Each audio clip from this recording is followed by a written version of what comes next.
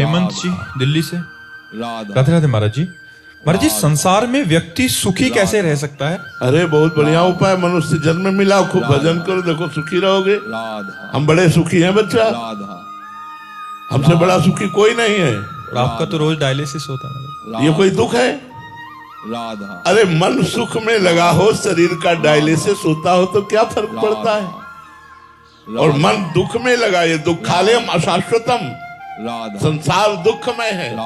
संसार में मन लगा हुआ है और आप शरीर से स्वस्थ हैं लेकिन हृदय जल रहा है। एसी में बैठे भी जल रहे हो हृदय से। ईर्ष्या, द्वेष, राग, काम, क्रोध, भय, चिंता, शोक, मोह, यहाँ कुछ चिंता नहीं। चाह गई, चिंता गई, मनुआ बेपरवाह, जिनको कछु न चाहिए वो साहन के साह। हर समय हृदय में परमानंद की बाढ़ रहती है। ये हम भगवान के बल से कहते हैं, नहीं अपने हृदय की बात नहीं की जाती।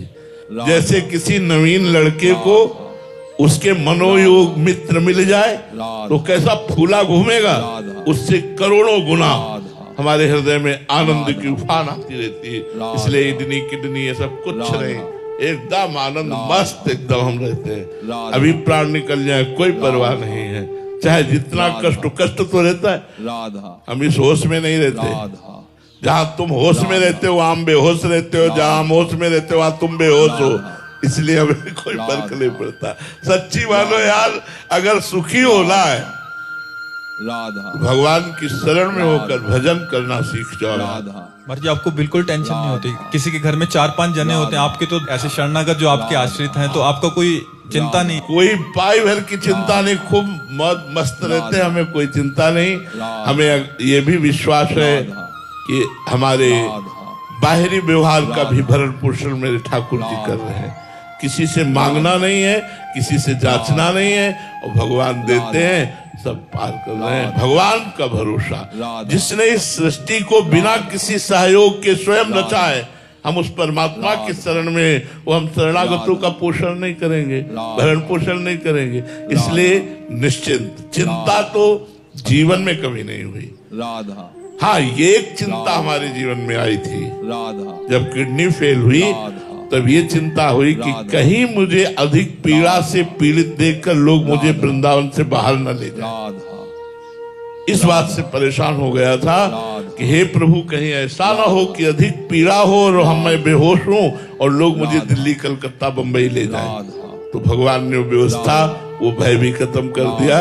वृंदावन छूटने का डर था कि कहीं किडनी अपना स्वरूप ऐसा ना प्रकट कर दे कि लोग मुझे वृंदावन से बाहर ले।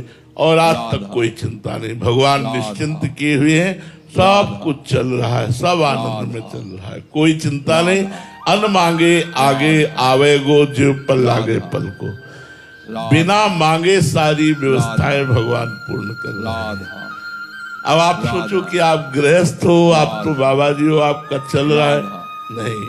चक्रवर्ती सम्राट अम्बरीश जी हर समय भगवान की सेवा स्मरण में रख, और पूरा सम्राट पद का संचालन भगवान के द्वारा हो रहा। जो भगवान के सारे होता है, भगवान उसके लौकिक कार्य भी कर देते हैं। एक प्रसंग आता है जयमल जी का कि उन्होंने नियम लिया था 10 घड़ी 4 घंटे 4 घंटे का नियम लिया था कि जब हम ठाकुर सेवा में जाएंगे, अगर उस समय कोई हमारे ठाकुर सेवा में आकर हमसे बात करेगा तो उसकी गर्दन उड़ा दी जाएगी। मतलब इतना एकांत ठाकुर सेवा हो कि कोई हमें विक्षेप न पहुंचावे। ये बात जब विरोधी राजाओं को पता चली, जयमल जी बड़े बलवान राजा थे और वो उस समय पूजा में होंगे, 4 घंटे निकलेंगे नहीं, तो विरोधी राजाओं ने उसी 4 घंटे में आक्रमण करने का निश्चय किया कि जब राजा अपनी पूजा गृह में चले जाएं तो आसपास से उनके राज्य को घेर करके उसको अपने कब्जे में कर लिया जाए, बाद में राजा को बंदी बना लेंगे। जब सेना परास्त तो राजा बंदी तो बनी जाएगा। घेर लिया। गुप्तचरों ने तुरंत सूचना दी कि नगर को घेरा जा रहा है, चारों तरफ से आक्रमणकारी सेना आक्रमण के लिए उतारू है।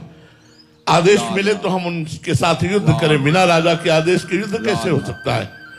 अब सेनापति परेशान, सब परेशान कि जो जाएगा पहला होगा कि उसकी गर्दन उतार दी जाएगी। राधा राधा। अब उन्होंने अपनी राधा परेशानी राजमाता से कही राधा कि शायद है राधा कि आपके ऊपर वो क्रोध ना करेंगे, आप माता हैं, राधा आप जाकर केवल इतना आदेश ले आइए कि हाँ आक्रमण करो, बस फिर हम देख लेंगे। फिर तो बलवान सेना थी, राधा वो वहां गई। राधा वो इतनी तन्मयता से ठाकुर सेवा में लगे थे कि उनकी हिम्मत नहीं पड़ रही थी कुछ कहे। राधा काफी समय व्यतीत होने के बाद कहा बेटा, राधा तो उन्होंने पीछे मुड़कर देखा, राधा राधा कहा बेटा इस समय आना नहीं चाहिए, पर राज्य संकट में है। राधा इस समय आक्रमणकारियों ने चारों तरफ से पूरी राज्य को घेर लिया है। अगर आप केवल आज्ञा दे दें युद्ध की तो राज्य सेनापति कहते हैं कि हम संभाल लेंगे। राधा तो उनका सब भगवान अच्छा करते हैं। राधा जिनका राज्य है वही देखेंगे, आप जाओ यहां से। राधा ना तो ये कहा युद्ध करो, ना कोई, बस यही कहा कि राधा जिनका राज्य है वही देखेंगे, वही भगवान देखेंगे। चलो जाओ आप। राधा 4 घंटे के बाद सेवा की, राधा राधा प्रणाम किया ठाकुर जी को, बाहर निकले राधा और कहा आक्रमणकारी कहाँ है? राधा तो उन्होंने कहा कि राधा उसके बाद कोई आक्रमण की आवाज नहीं आई, कोई सूचना नहीं आई, कोई बात नहीं आई। हम लोग तैनात खड़े हैं, हमारे पास तक कोई नहीं आया। उनका मेरा घोड़ा तैयार किया जाए, मैं अभी देखता हूँ। राधा तो घोड़ा गए तो पसीना से लथपथ था घोड़ा। राधा अरे राधा राधा ये तो ऐसा लग रहा है जैसे युद्ध करके आ रहा हो, इतना थके श्रमित, पसीना से लथपथ। राधा जे ही छुआ तो रोमांच हो गया। बोले इतना आनंद तो मैंने कभी नहीं पाया अपने घोड़े को स्पर्श में, ये क्या बात है? चलो इसको छोड़ो, दूसरा घोड़ा लाओ। दूसरे घोड़े पे बैठे और जे गए तो सब सेना गिरी हुई पड़ी थी, चारों तरफ सब मूर्छित पड़े थे। राधा राधा जो विरोधी राजा था उसके पास जाकर घोड़े से खड़े हुए वो मूर्छित पड़ा था, राधा उसको होश में, एक भी मरे नहीं थे।